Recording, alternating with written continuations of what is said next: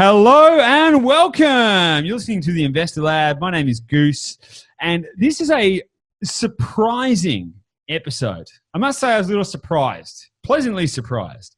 In this episode, I enjoyed a scintillating conversation with a real estate sales agent, real estate leader, and entrepreneur and investor and developer, Darin from Wiseberry Heritage, which is a real estate agency on the central coast of New South Wales in Australia.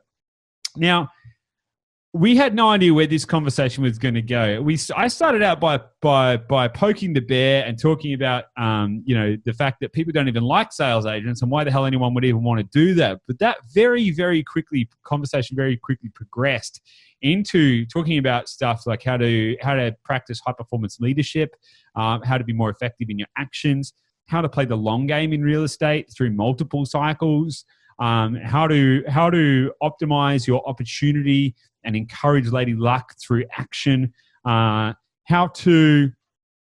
just checking my notes. We covered 25-year goal plans and how effective they are in progressing your personal journey, the importance of mentors, guides, and coaches to any high performance success plan, and so much more. I think that you are going to be as impressed, as enthralled, and as inspired as I was out of this. The expectation I had going into this conversation was that we were going to be talking pretty dryly around real estate sales and local market conditions. But what happened was something that was genuinely enjoyable and supremely impactful. And I know that you're going to get a lot out of this. Now, as ever, if you do enjoy this, then please like, share, rate, review, do all of that kind of stuff. If you're listening to this and this is not your first episode, then you've probably established that this is good value content. And I know it is, and you know it is, we all know it is. So share it with someone. Help somebody else out. Don't keep all the goodness to yourself. And it might seem like a trivial pursuit to you, but subscriptions, likes, shares, comments, ratings, and reviews, they all mean a hell of a lot to us here at the Investor Lab. So please take some time to give back, because we love you and we give to you too. Now, if you want to pursue this a little further and take this out of your ears and into your life, then head to theinvestorlab.com.au to find out the many ways that we can support you in your personal wealth and property journey. Enjoy and let me know what you think. See you on the inside.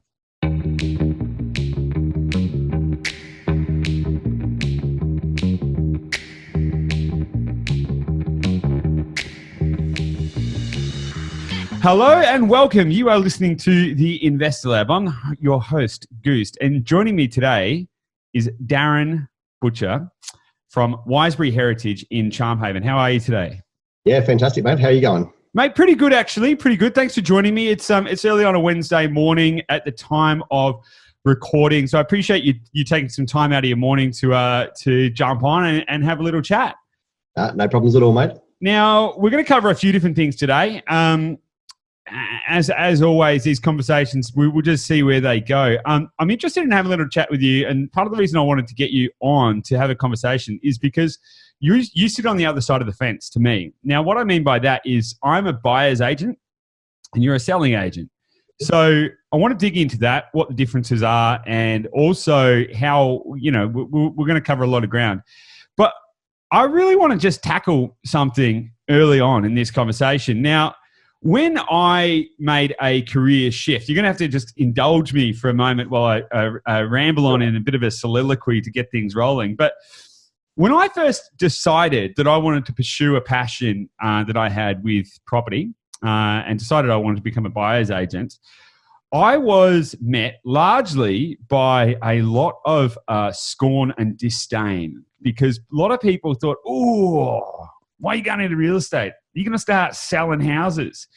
And it must be said, and I'm sure you've probably experienced this a little bit, that I guess real estate sales people don't necessarily have the greatest reputation. Now, I'm not saying that this is you, but I mean, this is this is the feedback that I got from my friends and family. They were like, oh, almost like I was, going into a very undesirable industry. And I was like, hang on, I was just going out there to help people. What's going on here? Yep. So, Nate, my first question to you is, what the hell inspired you to want to become a real estate sales agent? Yeah, well, it's an interesting one. I got asked at school, actually, when I was younger, what's the one job you don't want to do? My father was in real estate, and I said, real estate, there's no way I want to do those stupid hours that they do. Hence, a lot of years down the line now, and that's what I'm doing. But I went actually into uni to do computer science. And after a year of sitting with people with pocket calculators, and there's nothing wrong with that, it just wasn't me. I wanted to be with people in the connection. So I left. I didn't find any jobs. So my old man got me a job as a window glazer. I quickly realised that I was accident prone, so that went. Got into in the rag trade and Rubin Scarf, and they were a fantastic company, and they taught me so much so quick. It was ridiculous. I was always getting offered jobs. Ended up getting offered a job in real estate against my father as competition, and I thought, yeah, there's nothing nicer than that. He's 30 years of experience and I'm none, so I'll take him on for sure. And that's where it blossomed. A couple of years after that, we started a real estate company called Heritage, and then moved into Wiseberry Heritage later on down the line. Okay, so that tells me the pathway that you took, but that doesn't explain why. Because you basically said, so you went and studied computer science, realized that wasn't for you because you liked people more than you liked computers. Is that right? That's correct. Yep. Cool. And then you became a pain in your boss's behind because when you were doing a window glazing job because you're accident prone. That's cool. Got that. Yep. And then what? Like, what was the catalyst? What was the catalyst? Like, why property? And what friction did you need to overcome to want to pursue that as a career? What turned it in from, and also what turned it from a job that you were filling as a role as a young man that you were just like, just give me some cash? Yep. And where did that transition from just being, give me some cash, I'm a young man, I want money, to wanting to be some way that you spend your existence? Yeah, well, it was interesting. I think the first thing was that I wanted to work longer hours than what actually you could in a shopping centre and in the clothing trade. And I used to get really fed up that you could only, on a Thursday or Friday, you could work a 12-hour shift depending on which store you went to. But other than that, you could only work a certain time period. And it was limiting where we could help people. So my real drive was not about money, even though it seems like the catalyst of my life. It's just a vehicle to get me from A to B. And so I looked at how I could help people more, how I could actually get the fun of the sale. And I had a mental belief when I walked into real estate that people don't walk to real estate agents because they like them. They actually don't like them. And so if they come to me, they're going to buy or they're going to sell. And that was my job. My duty was to actually help them find it. And a lot of people don't understand what they want. So when you go looking for a car, you'll go, I want a black Mercedes-Benz with white leather interior, CD stacker, the whole lot. Where when you look for a property, you're actually just declaring, I want a 4-bedroom house with a double lock garage, or I want this sort of investment, or I need this sort of percentage return. And so I realised that there was a genuine need that you could help people, and that was the driver for me. Yeah, because I think that is you touched on a good point there. People often don't go to see real estate agents because they want to. So it's a little bit different on my side of the fence, partly because of how I show up in the marketplace. A lot of people come to me because they want help, guidance, and advice, often outside the scope of what we offer as a service. But that's cool because they're sort of, they come with a different angle. But I guess you're right. A lot of people, you wouldn't walk into a real estate agency just because, you're passionate about it being there. But I think that does have a big weighting on, I guess, the reputation of sales agents as being commission focused and just chasing the money. Yeah, absolutely. Do you see there's any correlation between the types of real estate agents? Because you've been doing this for 28 years or something now, right? Yeah. Yep. Do you see that there's any correlation between the success of real estate agents and their hunger for money or their desire to help? Do you see is there any correlation there? Have you noticed anything like that? Yeah, look, it's an interesting one. I find that it's governed by their leader and the rules that they actually play. So there's some that are extremely ethical and want to do the right thing and have a moral compass and very community orientated and they drive very hard. There's some that just show that they're that way but aren't actually that way. And so I think there is a major difference. Some are driven by money, but they go through life cycles like people do. And there's sometimes, a desire or a need for the money, and then they go to a world of abundance, and then it's about the quality that they actually supply to their clients. And that's where I find the best agents start to peel out. Yeah, totally. And again, it must be said, there's nothing wrong with wanting money, right? Like this is not a problem. I remember going for a job like in my early 20s, and I walked in there and they said, "Why do you want the job?" I said, "Well, I'm really passionate about making money. I currently don't have any, and I really need some. So on that basis, I'm going to show up and work really hard." And they went, "Fair enough. When can you start?" I was like, "Cool, let's go." And that was actually one of my biggest things, is that I could never find anywhere that would allow me to work enough hours. So I always worked 2-3 jobs, ran my own businesses, did all of that kind of stuff, because I was like, it's 24 hours in a day. Like, what are we only doing working 8? Now, again, a lot of people, that might rub them the wrong way as well. But for me, I've just got a passion to want to do more in life as well. So I can definitely relate to that. Now, you mentioned there just then that the impact that an agent has is directly correlated to their leader. What did you mean by that? Look, I think there's, I was lucky, after 2 years of working for another company, and there was nothing wrong with the people. It just, there was no leadership at all. And the truth is, then I went with my father, and his ethics behind what he does on a daily basis was huge. Like he said that you were born with your word, and that's all you've ever got. And you can leave with your word, but that's your choice. And it's stayed with me for a very long time. And I actually teach my team that as well, that if they're going to do something, they've got to do it 100% right, and they don't get a second chance at it. So caring for the client, not the money, is where you'll make it. Like what you're doing, the more input that you put into your clients, the more that you actually give them information, the more informed they are, the more successful they become. So that's, I think it stems from the leadership down. And if the leader's greedy, then everyone is.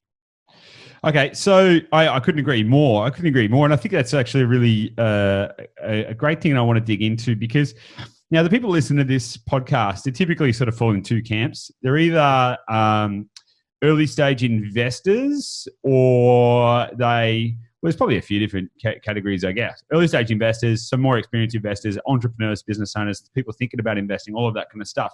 So I want to dig into a little bit about leadership. But so you started, so you've been doing this for like 28 years.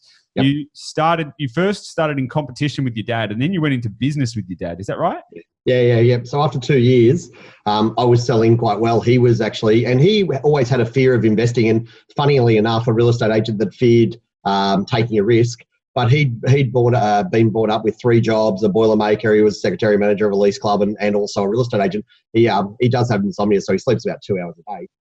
But the guy's incredible, and so the being around people, all these life tradespeople, carpenters, all the stuff that come into the pubs and clubs and all the rest of it as well, gave him a real insight into what and him being a battler, the average person is looking for and how they want to do it. But it also gave him a big fear factor of risk.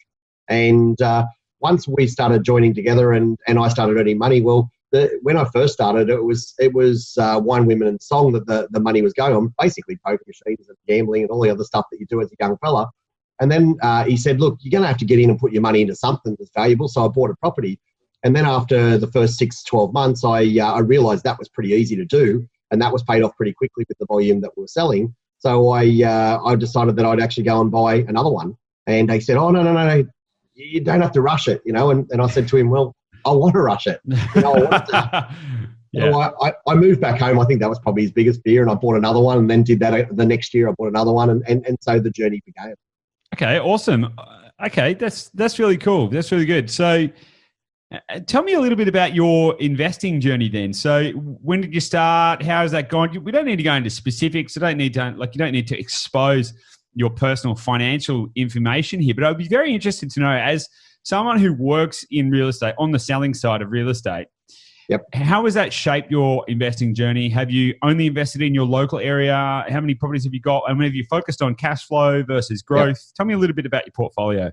Okay, so it started off very novicy because, my guidance, what probably wasn't strong in the fact that we sold property all the time. We knew what was a good investment, but, I didn't have a mentor or a coach or anything like that.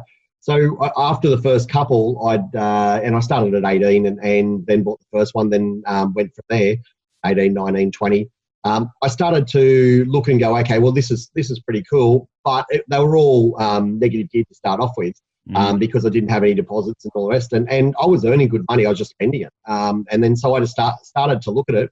And I had a person that come and join me in property management. She was in for 30 odd years and she was an avid investor, 10, 15 properties. And so I started asking her what she would do. And she said, look, you really want to speak to a guy that talks about this positive gearing thing. And, at the time that was something that wasn't really too much around that people would talk about. But I went and had a chat to him and I thought the guy was a loony. He talked about interest-only loans and all these things that scared the crap out of me. But then after a little bit, I realised that he had a lot of merit in it.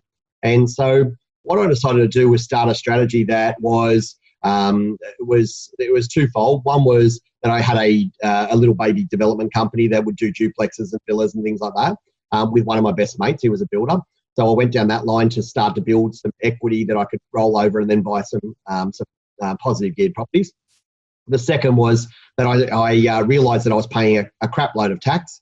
So I started to deviate a little bit and had a positive geared mentality with my little cheapies that I'd buy around the town with good land value. And then I would buy a development site. And the idea was that the little cheapies would pay for the negativeness of the development site. And that would give me potential to grow and develop. And so, I've been doing that for years now and started to diversify. And then I realized that my borrowing power was off my income. And it's slightly changing now where they're grouping it together. But, so I realized that, if I was earning 100 grand, I could borrow 400 grand. If I was at the time, that was the rule of thumb. And then if I had a company, it could borrow 400 as long as I didn't have borrowings on myself. So I just started opening up some companies, then got into trusts and started doing things differently. So, yeah, it was just a suck it and see. And as I developed, I started buying a few and now I've got a few good development sites that are poised to go, and I've got some great investment properties as well. And most of them are on the Central Coast, the northern end of the Central Coast, because that's my area and that's where I see the confidence. I did delve into shares quite a bit and then realised that someone else controlled it. And when it went up, they made money, and when it went down, I lost money, and then they made money going back up again. So I started to go, well, that's not really the game for me. I want to play in the one that I know the best. And I've got a couple up north as well, but mostly here. Awesome. So you started out negative gearing. That's how I guess most people have started out. Yep. The positive cash flow guy, who was that, and where did he come from? Was he just a local guy, or was he? He was a blow-in, mate. He come out of the blue, and he was just a guy that did different investments and stuff like that. I used to listen to everyone. I'd sit down and I'd chat to everybody and try to pick the teeth out of it and see what was good and what wasn't. And it was way before his time. He was only a young fella. And the reason I didn't listen to him because he didn't have investments himself. He was just an advisor for a company, like a marketing company, just trying to pick up some Interesting. sales. Yep. Yeah, but it was funny because I'm a great believer in planting the seed. And he actually put the seed in my mind, so I started exploring other things. And interest-only loans were the first to catch my attention after that. And then after that, I thought, well, if he's got some merit in that, I might have to explore this positive stuff as well, and now work with the team with it. Awesome. How did changing your strategy to positive cash flow? How did that? Because obviously, first, do you consider yourself now an investor or a developer? Neither. An entrepreneur would probably be easier. Oh, nice. Yeah. Interesting.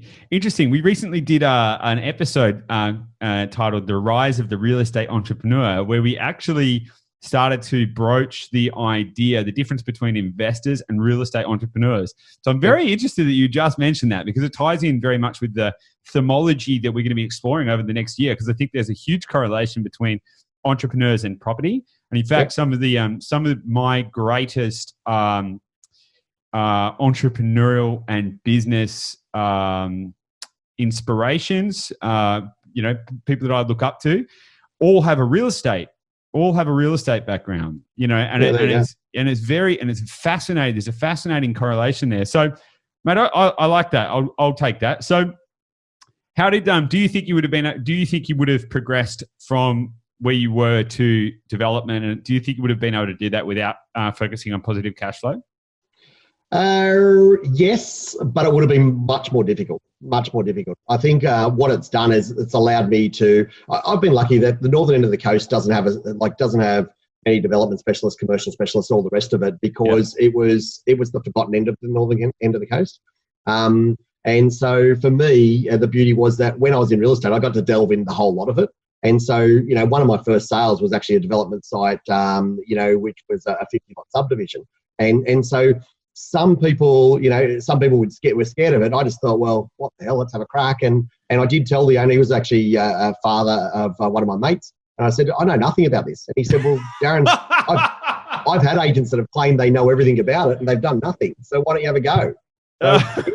That's awesome. That is awesome. Yeah. I think there is nothing more powerful than transparency and integrity. Like, I have never and will never pretend to be something that I'm not. Like, there are a lot of people out there who've got, 10, 20, 30 property portfolios and all of that kind of stuff. And I'm like, man, that's awesome.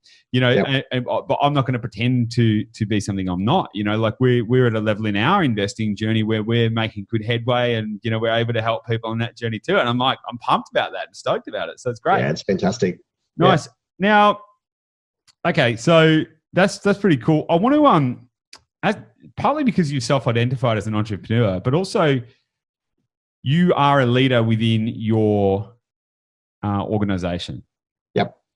What does that mean firstly, how big is your organization? Like, how big is Wiseberry Heritage? Because Wiseberry is a much bigger brand. Heritage is the branch that you own. Yep. So how big is the business? We've got 5 offices. 3 are sales and 2 are rentals. And so when I say that, we've got 2 offices two in Gorican. So one's a rental, one's a sales office. The rental office holds around 1,450 property managements, and the sales office, has been a gun for since 1994 when we started it. So it hasn't stopped. We've got a Charm Haven office, which is where I live behind. I've got an acreage behind it and a future development project. So that's really, really cool. And then I bought in, I actually had 8 at one stage, and I bought in with a couple of partners down in Tuppy and Berkeley Vale, where I held the majority share, but they were young. One was a young person coming through, one was a little bit more experienced. You could see he had a lot of talent, so I decided that I would work with them, and it would be like a non-competitive thing that you could start to bring people through. So one of my journeys is that I've earned enough from real estate, and I'm really happy with what I've actually done. But there's a lot of people that are loyal to me that have come on the journey, and so I want to actually work with them to rise their way. But I don't want them to be the competitors either. So we set a plan and strategy. They tell me what they want to achieve, and we're trying to achieve that for a few of them. Awesome. So you're mentoring people to become their own leaders now. Absolutely, mate. 100%. That's awesome. That's awesome. So at what point now, when you started the business with your dad, at what point did leadership transition from your father to you, or was that set in stone from the ground? Did you say, look, I'll go into business with your dad, but I'm the boss? Or how did it work? It certainly didn't do that way. No, look, he's the most respected person that I know. Like, he's incredible. And so I've got a lot of, he's up there as far as I'm concerned. And so it got to a part of the journey where, I was selling a lot. He was selling a lot. We were doing a great job, and the team just kept expanding. And he was a wonderful leader. And it got to a stage where I walked, it got to a point where I started doing sales management. Now, we hired a trainer and organisation, and it ended up being, been together. They're actually the owners of Wiseberry, and they were a training organisation first. And we went on a journey with them, and they did a lot of work on leadership. And as a sales manager, I was finding there were certain things that I needed the team to be able to do from a leadership point of view. So one day I went in and I said to Dad, let's swap roles. And Dad being Dad said, yeah, let's go for it. No worries at all. But then the guy who was the head of the training organisation come down and said, no, you move way too fast. Your dad's the leader. You're the sales manager. You keep doing it that way. So that worked for another year or so. And then Dad was getting a little bit frustrated with the industry, probably more staffing than anything, because, he was about giving everything that he possibly could. And some people were taking a lot. So he got to a point where one of our competitors offered to buy him out at really big dollars, and they wanted to tie me in for 5 years. And I said, look, if you're going to do that, why don't you let me buy at the same price? So at that stage, that was 2002. Me and my wife bought it off Mum and Dad. They decided to travel Australia and mentor from afar. And we've been running it ever since. Awesome, mate. That's pretty cool. So, what are the biggest lessons you've learnt about leadership and growing a business? Like, what are the biggest lessons you've learnt about leadership? I think having a leadership coach is vital. So I've got a life coach and a leadership coach, and I think that's very, very important to have both in the way your direction is, so you've got balance. I treat every person as if they're volunteers that work for me, and so they can walk out any day, any time, and by treating them that way, you have a respect for them that you don't hit the point where you blow up, and I'm not saying ever, but too often, where you don't get frustrated. You just know that they're great people. And I think give, and don't ever expect to get anything back. Loyalty is something that you've got to give, not actually expect back. And I think if you do that, then you'll go very, very well. So they're probably the tips. Awesome. Good stuff. So the other thing that I wanted to ask is, as someone who has now grown a business, you've transitioned from mentee. You mentioned your dad was mentoring from afar. Yep. You currently have coaches, so you're still investing in your own professional development. Is that right? Oh, absolutely, mate. Like, I wake up at 5:30 every morning, and I'll do 2 hours worth of work before I actually start the day. Go for a walk with my wife. She's the one that actually gives me the balance and says, "Get back on this line," kicks me in the shins, and then I'm off to the day to start the day. So it's absolutely vital for anyone, I believe, running a business to be doing more work than their team to stay ahead of the game. Yeah, I would agree with that. So how have you managed to maintain that stamina? How have you managed to maintain that stamina? Because a lot of people think, oh, don't you burn out? Now, real estate agents typically work long hours. You've identified you work more hours than the people in your office. So I guess what habits, tactics, or strategies, we'll call them high performance tips, have you got as a business owner that have helped you maintain your performance over a long period of time? I think goals is probably the biggest one. Making sure that you look at your goals. One of my lifestyle coach actually works very, very hard on those, and he makes me set goals for 25 years in advance, which is monstrous. I think how many times you read your goals is very, very vital. But just going through the exercise of actually trying to set so far in advance. Now, I can tell you, I may never get a deserted island with a helicopter and all the rest of the stuff that's there. It may not be possible, but if it's not set there, then you've got nothing to strive for. There's a lot of goals that I actually set that I look back in years to come and go, no, I'm going to shuffle that, or I'm going to delete that and add another one. But I think that's probably the most vital of all of them. Mate, I am so impressed that you've mentioned that. One of the big things that I have done and with my partner Gabby, but also one of the things that I've written about in my book, one of the things that we coach people on, talk about all this stuff, is the idea of having a 25-to-1 life plan. Now, the 25-to-1 life plan is about creating 25-year goals that you can then break down into stages so that you end up with 90-day steps, and every 90 days is 1% of your journey on the way to 25 years. And that allows you to focus on taking incremental steps rather than enormous ones. I'm really impressed that you mentioned that, because thank you. I don't know that many other people that set 25-year goal plans. Yeah, look, he's got a book called Black Belt of the Mind, and it's very, Dr. Fred Gross, his name is. He's very, very clever. He's not the cheapest coach in the world, but I tell you what, he certainly keeps your mind focused very, very well. And I found a common denominator with all the top principals when I used to meet with them. They all used to mention his name. I used to think, well, I've got to give this guy a call and suss him out. And he's been a rabbi, and he's 88 years old, but he's a very clever man. And to be honest with you, he just has the right thing to say at the right time. And I think that's just experience, Yeah, 100%. And I from a personal level, like, I have invested personally hundreds of thousands of dollars over the past few years in increasing my education, knowledge, understanding, coaches, mentors, courses, anything that I can do to try and fine tune and dial in the way that I think about all of this stuff. So I think it's fantastic that you're still investing in that. And I think it's something that everyone should take on board, that if you don't have a mentor or a coach or someone who can help shine that light on how to optimize your life, and if you're literally just trying to learn by trial and error that you're actually selling yourself short. You're not absolutely. you're not living to your full potential. Also, too, they're very, very good guide sticks of when things actually do go wrong.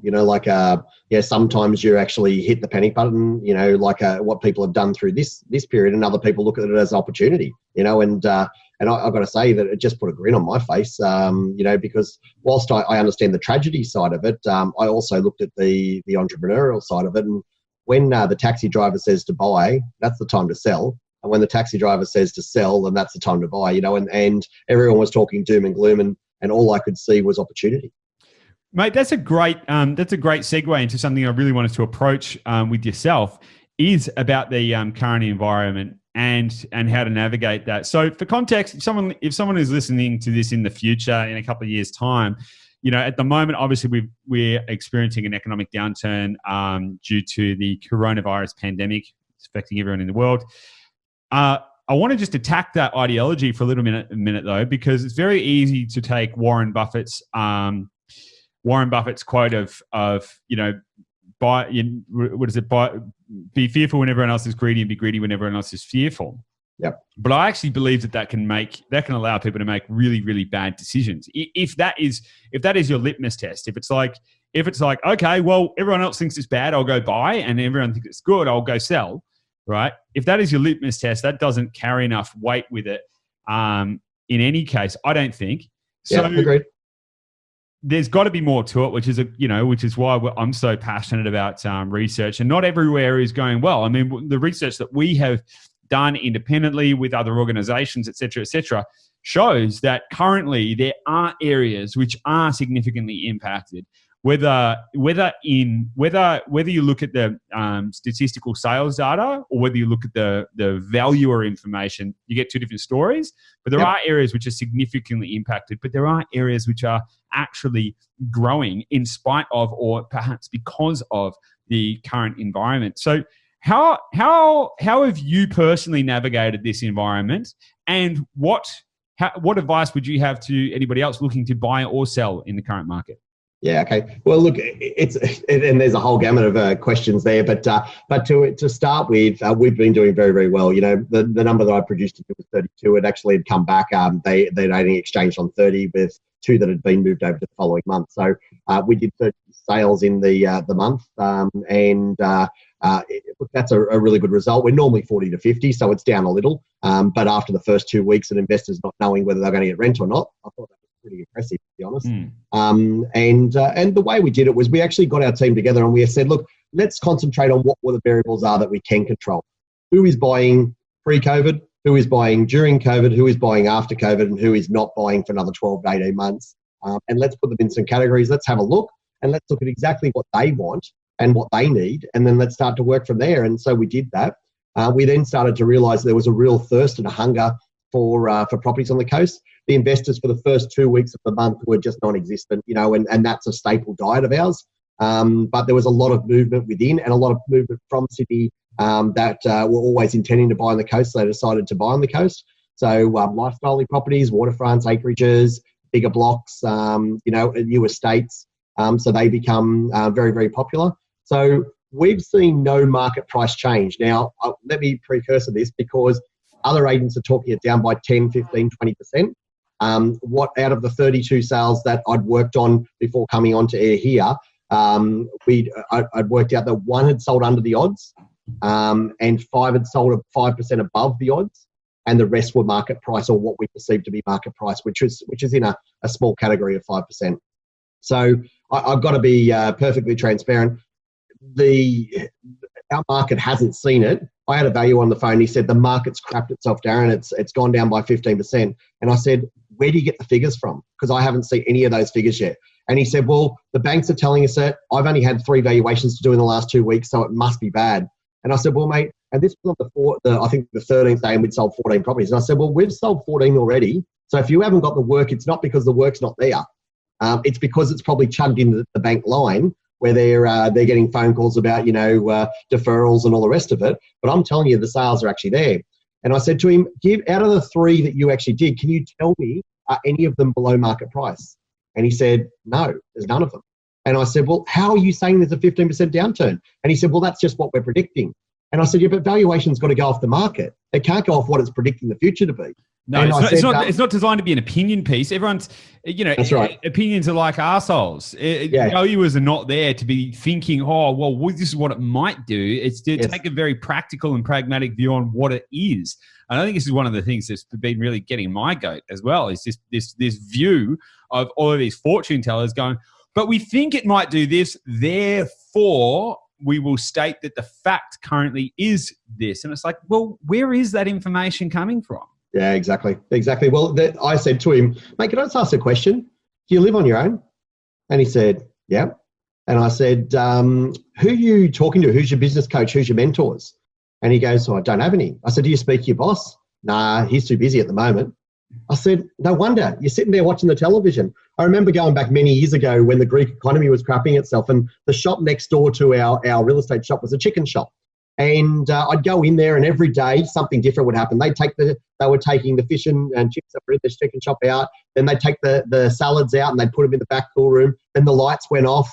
The TV always stayed on the Greek news. And then all of a sudden the chickens disappeared from the front of the shop, so they had nothing on display. I said to them, what are you doing? And they said, the economy's dead. And I said, I don't know how you're saying that, because we are booming next door. We're selling properties like they're going out of fashion, and so I think a lot of people are distorted by what they listen to. And, I actually heard a thing the other day, and I thought it was really, really apt. In the first 5 minutes of watching the news, you'll know everything that's going to happen on the news in the clips, and the rest of it is all just hyping it up from there on in. And I think that's so true. So. I couldn't agree more. It's an absolute cesspool, but it's very difficult. It's a very difficult thing for people to find reliable information, because more and more the reliable sources of information are succumbing to economic pressures and are becoming tabloidal. So the organizations and the outlets that you used to be able to, I think, more reasonably lean into, even with a healthy degree of skepticism, are no longer carrying that degree of journalistic credibility, which makes it very, very difficult to decipher fact from fiction, basically. Yeah. Too true.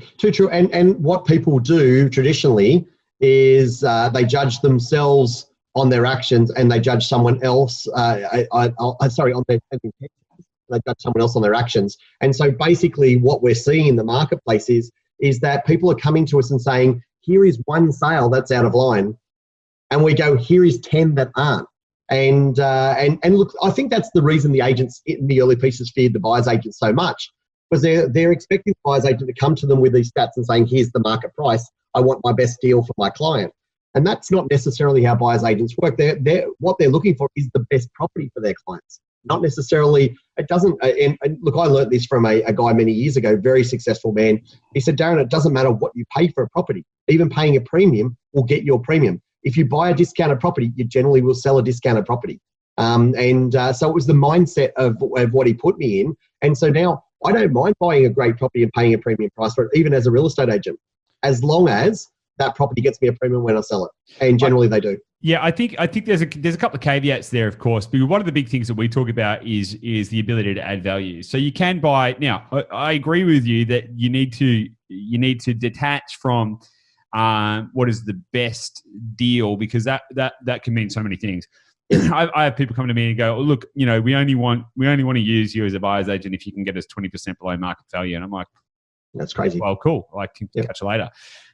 Not to say that you can't do that. And in fact, we have done stuff like that in the past, but you've got to understand how it actually fits within an overarching strategy, and also why it is below market value. What are the key levers? What is the thing? Because as you say, if you just took one property that was under market value and then did nothing and then sold it again a while later, you're probably going to find that you're going to be selling it at a discount as well. So adding value is a different component, and that'll obviously lend into some of the skills that you've got as a developer, but it can be anything from cosmetic renovation or whatever. The really underlying thing, I think, is that people need to buy the value proposition that is in line with their strategy. That's right. And that is the biggest thing. Because you can pay above market value for a property if the strategy with it is that in 5 years, you're going to subdivide it into 5 lots and sell or whatever. Yeah.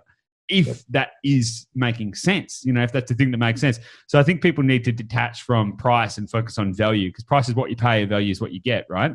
Absolutely. So I agree with that wholeheartedly. So what is your perspective then, given that we're like a few weeks into this whole saga now? How do you think it's going to shape up over the next, say, 6 months? Do you think we've just got a delayed and protracted downturn? Do you think that Central Coast is never going to be impacted? What is your opinion on that? Central Coast, normally, if Sydney gets a sneeze, we get the flu. So our prices, if they have a downturn, we plummet. But we also do the opposite when it actually starts turning up. The northern end of the coast is an interesting one. You can't go further north and get it cheaper. You can't go south and get it cheaper. You can't go east because there's the water, and you can't go west because it's dearer as well. So it's a really, really interesting area. You can go the other side of Newcastle, and of course, we've got an office at Darin that's very affordable and very good returns.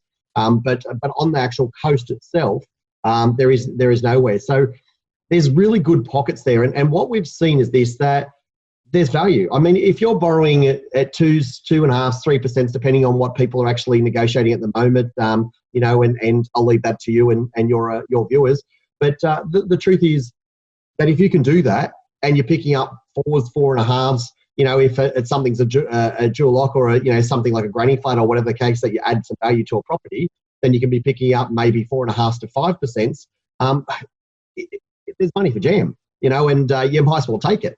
So for me, and where we see it, I can see a real movement forward with the market. Now, there's a double theory that's been thrown at me, and I work with a lot of smart people, smarter than me, and so I watch what they're talking about. One believes there's a V, so they believe that there is we're at one point of the V, and it will go down but come back up very, very quickly due to lending constraints. So the banks will play a part in that. The other is the fact that if we haven't moved in the first 6 weeks of COVID, and we've had isolations and restrictions and deferrals and all the other stuff, well, is it going to really change? If it can't be dented by that, then how is it going to be? So the way I say it to my owners is quite simple, and this is from a selling strategy, is that if 10% believe the market may increase and 90% believe the market may decrease, then the best advice for me to give them is to auction the property at the moment, take it to the market and see what the market's actually dictating. Now, from a buying strategy, I'm actually, my son just bought a property and I was jumping in bells and whistles and saying to him, mate, make it happen no matter. He's locked in, first home buyer, 2.29%, fixed for 2 years, which is fantastic. He bought the property for $465, no stamp duties because of what's happening. And I'll touch base with you about the state government about what they're talking about there. That's an interesting one, that one too. But and then he could rent that property in 2 sections. It's got a little granny flat below it. It's got two bedrooms above it. As it stands at the moment, he's probably looking at around about $500, $550 a week return on it. What a gem! And it's a dual lock block, or you can whack a granny flat on it as well. So awesome. Sounds like a great deal. They're there, and it wasn't cheap. Like everyone else is saying to me, well, sit back and wait till it's 420 because the market will drop. And I said, no, we're doing it now because what I believe is the interest rates is that even though they're really attractive, they've talked about them going further and all the rest of it, they're giving money away at the moment. It's ridiculous. It is free money, basically. And I think you've got to take advantage of it. Well, I couldn't agree more. The amount of times I get people asking me like, oh, should I wait another couple of months just in case the interest rates go down a little bit? And I'm buy one then and buy one now. I'm like, well, what do you like? Are they not good enough? Like, is this not good enough for you? Is 0.5% going to dictate your entire buying strategy? Because if so, I would question that maybe you need to have a more robust strategy. If that's the single thing that's going to make it or break it. Absolutely. Now, I know people who are waiting for it to go negative before they buy, and I'm like, okay, that's okay. Interesting strategy. Yep. Now, you touched on it very briefly, and I'm mindful of time, so I want to tackle this, and then I want to wind things up a little bit. Yeah, good. So, land tax, stamp duty, all this kind of stuff. There's talk at the moment of the government axing stamp duty in New South Wales. how do you think that is going to affect property prices? But Well, let's start there. How do you think that's going to affect property prices? What do you think is going to happen with that? your viewers aren't probably going to like this, but I don't want it to happen. And there's a reason I don't want it to happen, because it's going to start a boom that's too quick. It's going to accelerate it so quickly that there'll be the other side comes too quick. I like it nice and steady. I like a market that rises gently because it stays in for a long time. And if we've got a 5 to 7 year rise, then that's just brilliant for us as investors or entrepreneurs. If it happens quickly, it generally finishes quickly. And so my theory is that me personally, I don't want it to take place, even though I can see the short-term gain from it. I'm looking longer term and thinking that'll have a more detrimental effect to the investors. But to be perfectly honest, it will boom if they take it off, and you'd be crazy not to get in straight away if that's the case. Yeah, interesting, because there's an argument to say that some people might want to wait and not pay. Wait and see. I like to call these people the fortune tellers. And there's a saying that I love that he who lives by the crystal ball is destined to eat ground glass.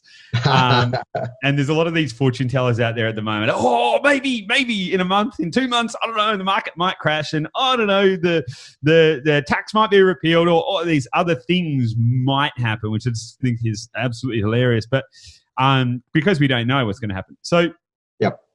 But I think, in my opinion on the whole scenario, is I don't think the government's prepared to give away money for free. No. And I agree with you that a sugar rush boom is nothing to be desired. Whenever you see these big, steep, like artificially stimulated booms, like you see in mining towns and stuff like that, it never ends well. It ends in tears. So I'm with you. I want to see consistent, reliable. I want to be able to. Part of our strategy is that I find the best opportunities to get the steepest price growth over the shortest period of time. So we are looking for those gentrifying areas, those areas that are changing, the areas that are in transition from low to a mid to upper, or that have diversified their economy and got good stimulus. And we want to capture that rise, because you do find that. Yep. But that has to be supported by a long-term view that those prices are going to be stable and not crash again on the back end, right? Yeah, absolutely. So I agree. But in saying that, though, if the investor, and this is what it showed me over 10, 20, 30 years, people go in there and they buy a property, and if they're looking as a longer picture, which is how an investor should look, that's when you make the true money. It's not made in the first cycle, it's made in the second or the third. And you generally get to the second cycle and people are calling you lucky. The third one, they're calling you visionary or entrepreneurial. And so what I'm saying to people is, this is only part of a strategy of a long picture. And if they're thinking longer term, they will make money. And I'm not a financial planner. I can't give advice about it. I can only go off what I'm actually personally doing. But I can tell you, when I bought half a dozen properties at $80,000 or $90,000, and they might be $500,000 now, that's not a bad strategy. I couldn't agree more. And it's a really funny thing that a lot of people get concerned about risk, and they're really worried about risk. Now, as a business owner and another business owner, the risk in business is tremendous. 97% failure rate in business, and so, even with stocks and shares, that's investing in business. So you may invest in Tesla, and then, Elon Musk might send out a tweet like he did the other day and crash the prices, right? You got all these kind of areas. The funny thing about real estate is, if you buy, using solid fundamentals, there is a 100% success rate given enough time. Now, don't get me wrong. If you bought somewhere way in the middle of nowhere with no solid fundamentals and the town dies and all of that kind of stuff, that's a different story. But if you follow some basic principles around how to find a good area, there's a 100% success rate over time. I think true. A lot of people get concerned of, like, what if it goes down by 5% this year? And I'm like, yep. I'll give you an adage of an old business coach, and he was a really, really, this guy, and I'd never take his advice in dress clothing, because he used to wear a rope around his belt. He was a miser. He didn't like spending money. But he actually said, Darin, you buy, you never sell. And I said to him, listen, mate, then I would be in debt up to my eyeballs. And he said, 100 kilos of rocks and 100 kilos of feathers are exactly the same, just so you know. And he said, as long as you can service your debt, or as long as you're positive geared, or whatever the case may be, look into the future. And he said, what you see, and that time that was the late 80s, early 90s. And he said, what you see as $1 million worth of debt as being something that's scary will be $10 million in 30 years' time, will be $100 million in 60 years' time, And I can tell you right now, people will be saying that you're crazy, you didn't buy all you could. And if you talk to anyone that's older, that's lived the times, they go, gee, I should have bought that development, or I should have bought that acreage, or I should have bought that house, or I should have kept that home. I think it's one of those strategies where if you listen to the wisdom of some older people, they'll tell you that they have never thought they'd ever see the day where something would be worth 500,000. And we're talking millions now. 100%. I've just been reading Richest Man in Babylon again. And great book. It's a great book. It lends heavily into that. Having an action bias, you encourage luck and opportunity to knock at your door when you have an action bias, basically. So yeah, not fantastic. Nice, mate. Well, mate, I've really enjoyed this conversation. Actually, I'm really great. We've gone in a lot of really cool and fun and interesting and exciting directions. It's been quite stimulating and I've thoroughly enjoyed it. I hope you have too. So, have you got any final advice to people who are thinking about buying at the moment? And also, how can people get in touch with you if they are thinking about buying in the Central Coast? Yep. Okay. No, look, I'm sure they can come through you. There's not a problem in the world. We'd be happy to work together. I think it probably falls back to something that I'd heard a long time ago, and that was that as a poor man thinks about their next alcoholic drink, they're thinking in seconds. A rich man actually thinks, and a billionaire thinks about their goals, 36 times a day. And I think the long thing is that it's the action that I see that people take that makes a big, big difference. Plan a long way ahead. And if you think of something, take the action, because the difference between, say, me and another person that does it, that earns similar sort of money or whatever, is just that if I see an opportunity, I'll take it. And most people don't. And so, look, my name's Darin Butcher. I'm from Wiseberry Heritage Real Estate. You can contact me either in our Gorican office, Charmaven office. My mobile number is 0414 920 949. Facebook me, Insta, any of those things. I'm happy to respond. Mate, you just gave out your phone number on a podcast which gets circulated pretty widely. Like, that's ambitious. You could get all kinds of people ringing you. Crikey. I'm up all day and night, mate. They can call me anytime they like. Nice. I like that last little piece there. Plan with a long sword, fight with the short sword. So I like that. Cool, mate. Well, thanks so much for your time. I really appreciate it. I look forward to having another conversation with you again in the future. And mate, take care and all the best. Yeah, thanks very much for your time too. Appreciate it heaps. Cheers, mate. Speak soon.